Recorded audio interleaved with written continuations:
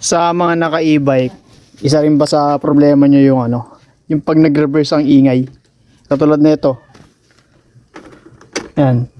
Pag ni-reverse mo to, pakaingay. Oh, yan.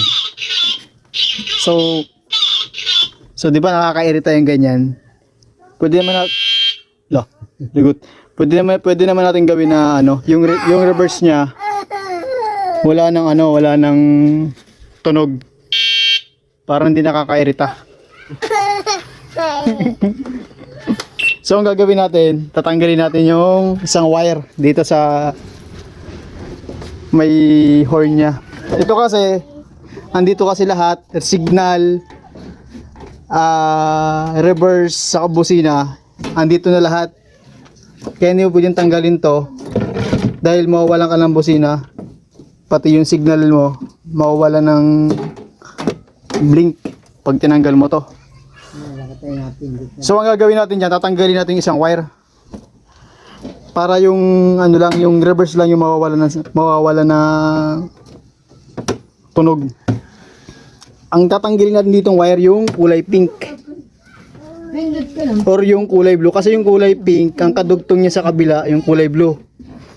So ang tatanggalin na lang natin para mas madali yung kulay blue. Tatanggalin natin lang. Tanggalin natin itong kulay blue. Ano yung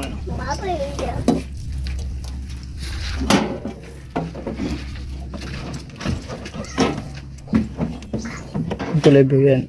Tapos tusukin nila ng kutsilyo, kaya kung may maliit kayong flat screw para mabunot. Hugutin nyo lang yan, tanggal. So since tanggal na yan, ibalik na lang natin.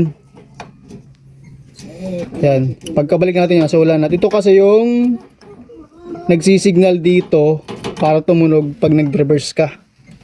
So try natin ngayon. Susiyan natin.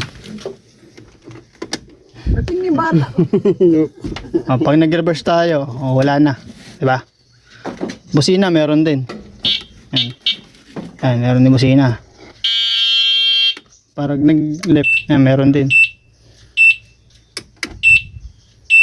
So yun lang. Para hindi na nakakairita sa tainga.